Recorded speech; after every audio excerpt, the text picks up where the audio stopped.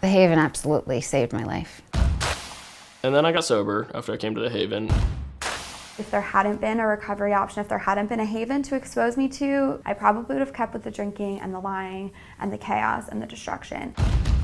I started drinking and using in high school. When I was told from an early age, don't do this. You should not do drugs. You should not drink. For me, it's like I hear something like that and I'm immediately curious. What is so bad about them? I mean, I understand that you can get addicted, but that'll never happen to me. I just want to see what it's like and test these things. For a while it worked and it was fun. I would try something new, or I would get drunk or I would get stoned, and my reaction was, oh my God, I've found the answer to life. I've found the answer to all of my problems. I will be okay as long as I have these things. A social lubricant, a fear destroyer, inspiration provider, motivator.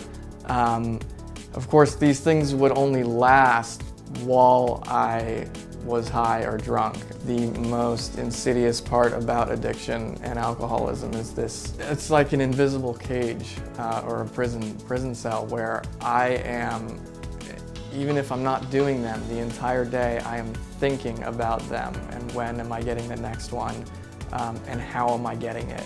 And that's all that's going on, and everything else in my life is secondary. Once I put one in me, I was no longer deciding if I was gonna have more. I recognized it as insanity at the time. I remember in the midst of that darkness, really, there was clarity, a moment of clarity, and I saw what my future was gonna be. I mean, my future was gonna be chasing this high for the rest of my life, and there was going to be nothing else.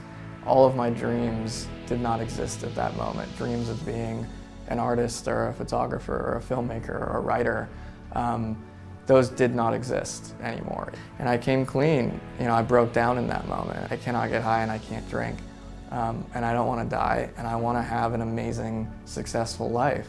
I came back to the Haven sophomore year and I launched into it and I said, tell me what to do and I'll do it. I found other people, I found other students that were doing it and who were happy. And I said, what are you doing to make this work? I'm gonna do this thing, but I'm not gonna stop having fun. I still wanna have a college experience. I was able to use the Haven as a resource to help me stay sober and have fun in college.